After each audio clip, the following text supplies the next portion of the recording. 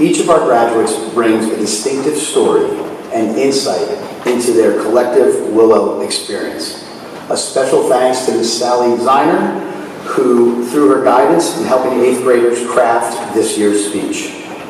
And as a reminder, we're going to hold applause to the end of the speech, the total speech, and keep in mind some of the graduates will have 1 or 2 parts to speak. So thank you. Community. A feeling of fellowship among others with whom you share common values or virtues. Community is the theme of this year's 8th grade speech and the essence of the Willow School experience. The community of Willow is a welcoming one, and our class has welcomed and integrated new students from preschool through 7th grade. As each new student joined us, we welcomed them. We have shared many experiences, and through these experiences, we have learned from each other. These experiences have transformed us into the graduating class of 2023. We are like the forest here at Willow, individual trees that rely upon and support the interconnected web of life on our campus. We invite you to share our journey as each 8th grader tells a story describing how this community has molded each of us into the person we are today. Every day I come to the school and I feel at home. It has been my second home for nearly 8 years. I still remember my first day at the Willow School. I was petrified walking to this enormous brand new school. The principal was standing in front of the doors. He welcomed me with a handshake. I nervously wandered the hallway until I saw the big sign that said 2nd grade. When I walked into this classroom, I saw a boy waiting there to greet me. He told me his name is Peter. The rest of that morning is a blur. The only thing I remember is being really, really scared. Then this spectacular moment happened to me. I was exploring these boundless woods when I saw a face I recognized. It was Peter. He said, "Follow me, I want to show you something." He grabbed my arm and led me to his home. It was the 4th that he had been building. I thought it was like the size of a castle. There was a big tree in the middle and sticks and a teepee structure around it. Inside, we had 2 stumps as chairs and 1 sideways log as a table. There was also a soccer ball that we would use for fun. He said to me, "This is my masterpiece that I have been working on." From that moment on, I felt safe in my second home. Every day during recess, we would dash straight to the fort and work on refining it. We would use hay and leaves as insulation so that during the winter, we could stay warm. This became my 3rd home for the year. Other people helped work on this fort, but they were not as determined to finish it as Peter and I were. When we finally finished building the fort, it had 4 stumps in it, 1 bed made of hay, 2 equal-sized rooms, and 2 fallen-over stumps that worked as tables. This experience 8 years ago made me realize the beauty of this welcoming school, where no matter the situation, you're always included, even on your first day at school.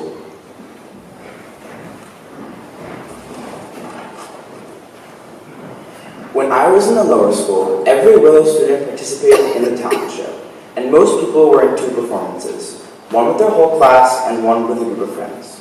We dedicated our recess time to practice. There were always lots of dance groups, and normally they were danced to Firework by Katy Perry.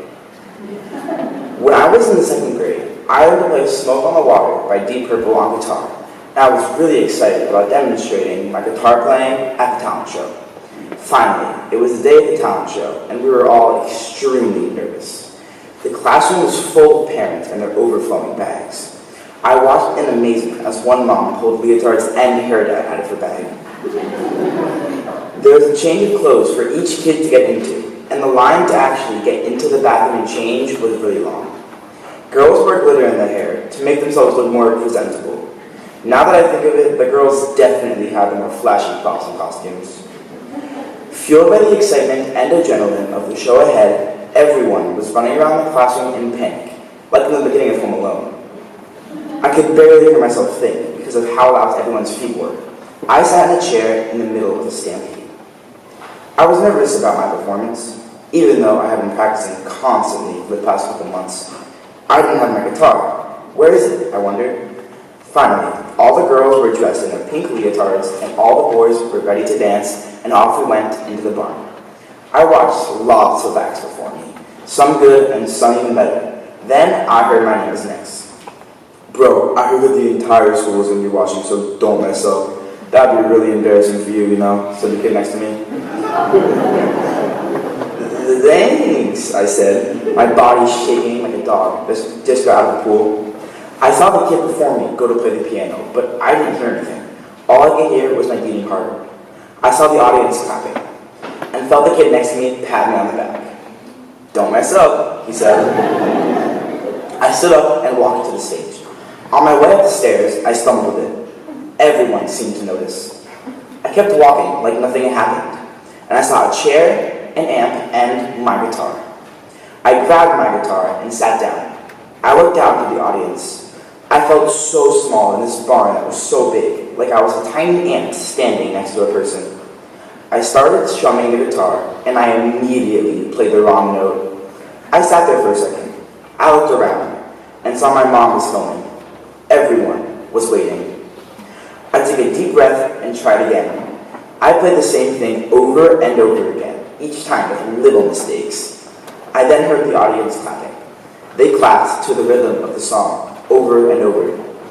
I started smiling. I felt like a rock star.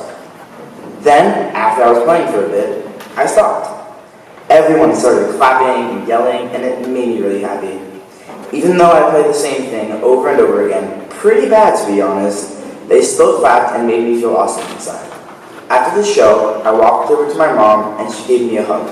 "I'm so proud of you," she said. As I marched out of the building, left and right, I was getting compliments from people. "Good job, Callan," said one person. "You did so good," said another. That was the moment I knew that the Willow community would always be supportive toward me, no matter what, even despite a mediocre guitar act. While we make mistakes, the Willow community has our backs. It is such an encouraging community, and I now realize how much comfort the younger students need when performing, and I hope that I have shown them this support.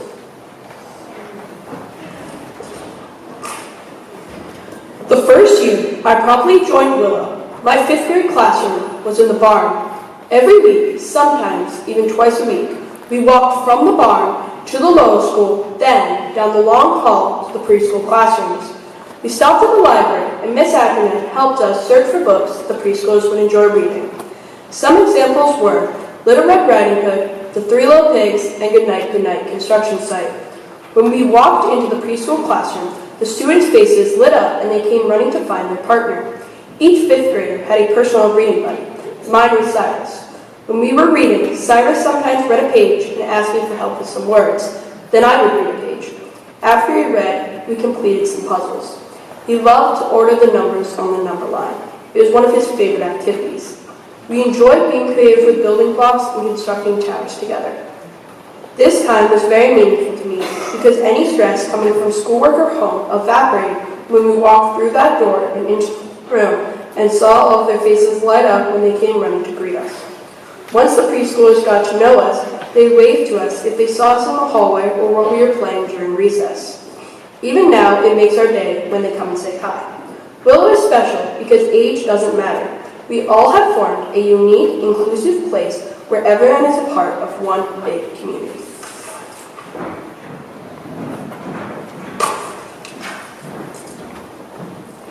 In September of 2022, the entire middle school went on an adventure trip to Camp Bernie.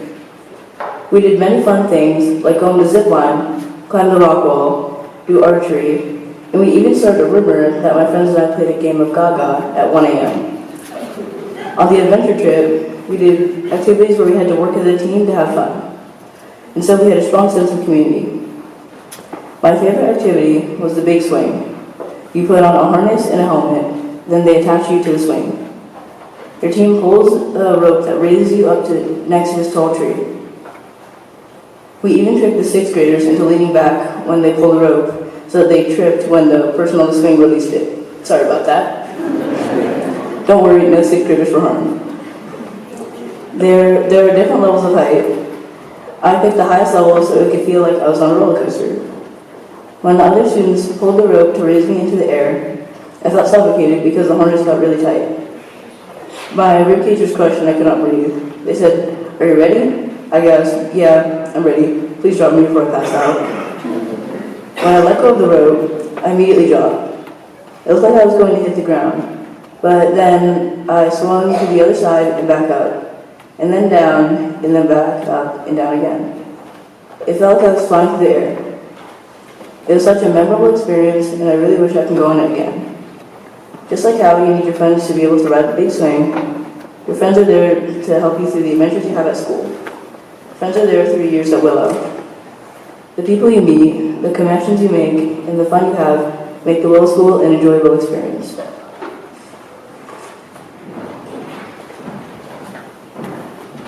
Willow is all about the seasons. We go out in the rain, in the snow, in the sun, fall, winter, and turtle season. I bet you didn't know there was a turtle season. I didn't either until Miss Smith let it slip last spring when we were wrapping up science class. What is turtle season?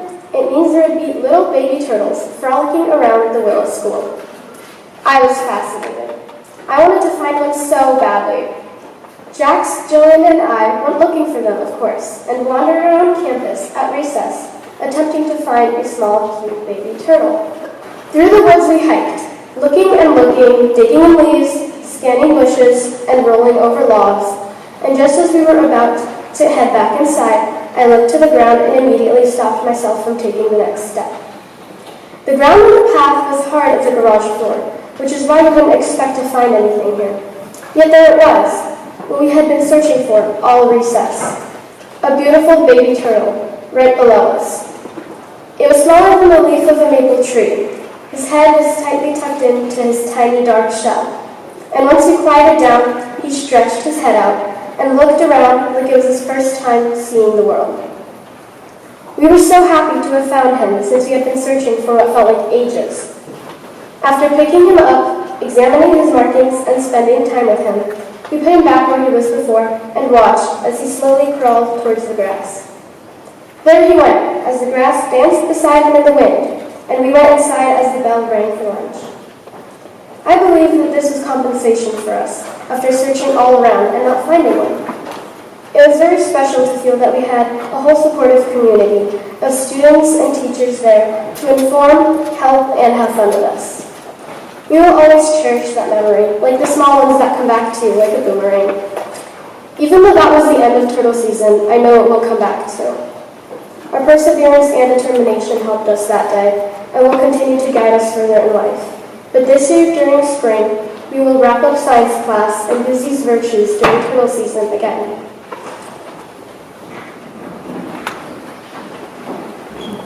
In the fall of 8th grade, it seemed like the previous year had never ended. Over the summer, we still stayed connected to each other. Soon, it was October, and the 8th grade class was hosting our first movie night fundraiser. We had just finished setting up. Popcorn was popping, and the juice boxes were unpacked and all lined up. All we had to do now was wait for the students to arrive. We decided to play a tag game called Manhunt until we were called back inside to check everyone in. We had discussed the rules and decided that there were no rules. All we had to do was not get caught until we were called back inside. Callan, Elise, Jax, Rafe, and I all ran to the turf field where we sat on the ground and listened to music. We waited patiently for the opposing team to find and chase us. We waited for what seemed like hours. Finally, the hunters neared our location, and I had to devise a plan. There are 3 ways to escape the turf field. One way is down the path to the middle school, another is down the stream, and the least preferable option is to go through the woods, which many of you know there's a lot of prickly bushes. I could see the hunters approaching from both the stream and the path back to the middle school. I was doomed. I had no choice but to run through the woods or risk getting caught. I darted into the woods, running so fast I could barely catch my breath. As I sprinted to get to safety, I reminisced about all the times I ran through these woods or built forts with my classmates. I heard laughter and shouting in the distance as I sprinted and jumped to avoid the prickly bushes, each one like a bed of needles. It brought me back to building forts in 5th grade with the entire class, gathering sticks where the trees with their outstretched arms offered support. It brought me back to playing games of tag and infection during recess. It brought me back to fall cleanup for the campus after COVID, where we trimmed those prickly bushes. Thoughts came flooding back, reminding me how much time I had actually spent in these woods. I will remember the Willow School for the woods and the prickly bushes. I will remember the Willow School for the friendships I've made, and I will forever remember the Willow School for supporting me over the past 4 years.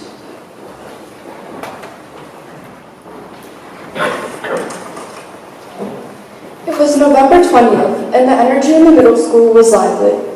Today, we would be watching the World Cup after second recess. And I was never into soccer, and I wanted to know why everybody was so obsessed with it. To be honest, I wasn't even sure who I was rooting for. All day, I heard Netherlands is going to win. But what about the other team? I thought to myself. I asked a classmate about the game. She said the best team out there is Brazil. I asked more questions about the Brazilian team and their players. Who is the best player on the team? Who's the coach? Are they a popular team? She said Brazil was the team to root for, with some of the best players. I knew that I had found the team for me. Finally, recess was over. Everybody crowded into Miss Siner's classroom for academic focus.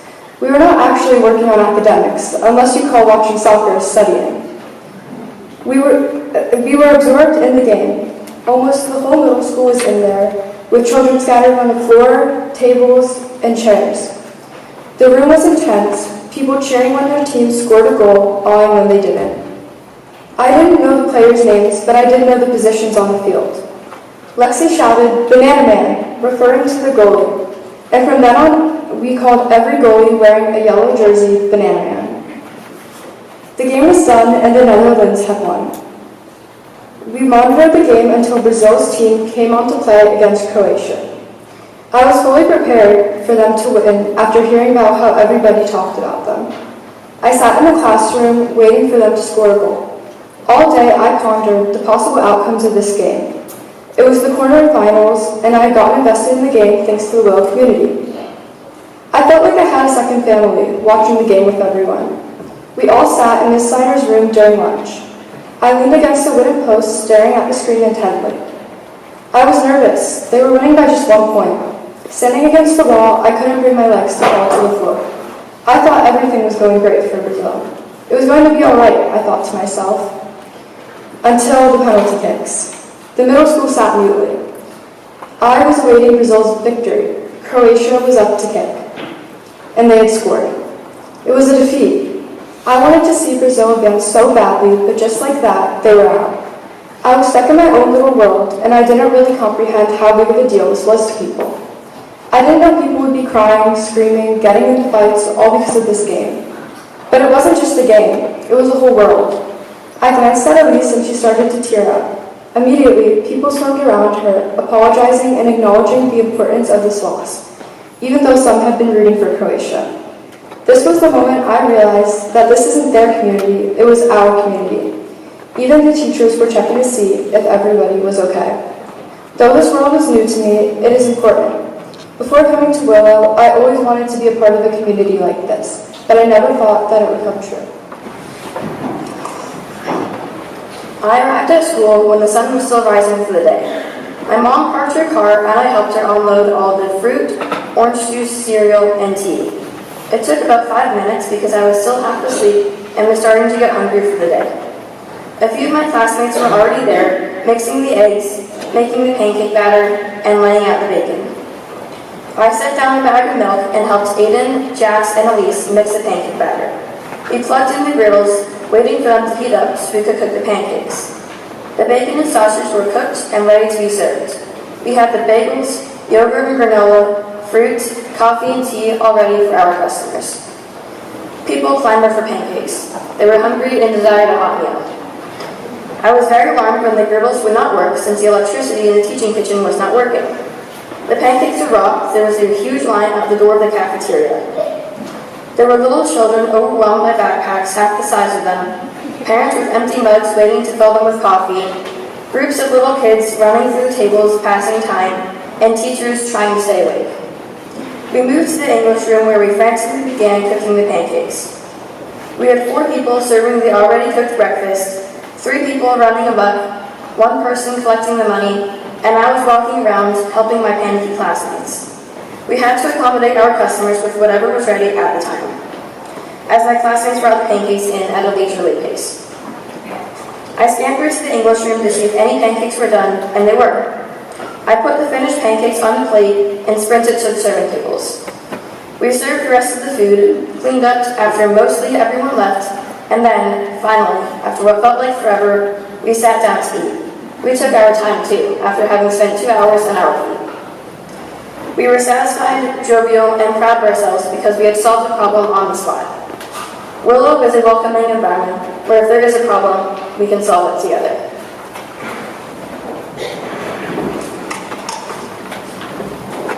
As a Willow student, I've been a member of the Ethics Willow program for 3 years, 2 of which I was captain. When I joined Willow in 5th grade, Elodie and Miss Steiner constantly remarked that I would enjoy the Ethics Bowl. At the time, I chose to dismiss their comments. However, in 6th grade, I joined the team. In the beginning, I viewed my commitment as just another step towards creating a spectacular boarding school application. That all changed when I attended the first practice. We were challenged with the trolley problem. There are 5 people on a single track and 1 person on the other side on a separate track. You, as the onlooker, can choose to divert the train, killing 5 people and saving 1 person, or vice versa. To make this even more difficult, Ms. Steiner added some minor but crucial details to raise the stakes. What if the 1 person had the cure to cancer? What if the 5 people were your family members? The infinite possibilities kept us busy for practice and beyond. This year's team has all new members, except me. During practices, there was honestly never a moment of silence. Someone was always talking. We are all very passionate speakers with strong opinions. This presented a challenge. To allow for equal participation, we devised a strategy, the pencil plan. Anytime a team member wanted to join the conversation, they would simply raise the pencil to subtly show that they were waiting for their turn. And this worked, until it didn't. The 3rd round of the Ethics Bowl, my ears registered a clicking noise. I peered over to my left, only to discover Hero incessantly clicking a black ballpoint pen in the air. He was thinking hard and nervously waiting for his turn. At that moment, my problem-solving skills kicked into action. I snatched the pen away, gracefully of course, and slid a pencil into his hand. I glanced over at Ms. Steiner to see a sigh of relief wash over her face. I just saved her sanity like a god. This year's Ethics Bowl team provided me an opportunity to evolve into a natural leader. Being captain was hard work and required responsibility. Not only was I tasked with developing the cases, but I also had to simultaneously wrangle the 6th graders. They had so much enthusiasm to participate, except when it came time to answer a difficult question. Then I saw their 5 faces gazing pleadingly at me, and I was happy to answer, even if I didn't have an answer. This Ethics Bowl team is completely different from any other I have been a part of or competed against. As I sat across from the opposing team at the Ethics Bowl competition, after the judges had announced that the other team had won, I realized we have 2 things they don't: humility and a team built on community. This community has played a key role in my success as a student and as a person. I could have never envisioned myself a leader when I joined in 6th grade, but with the support of the Willow community, I have grown into one. With this confidence, I am eager to take on the challenges of high school and beyond.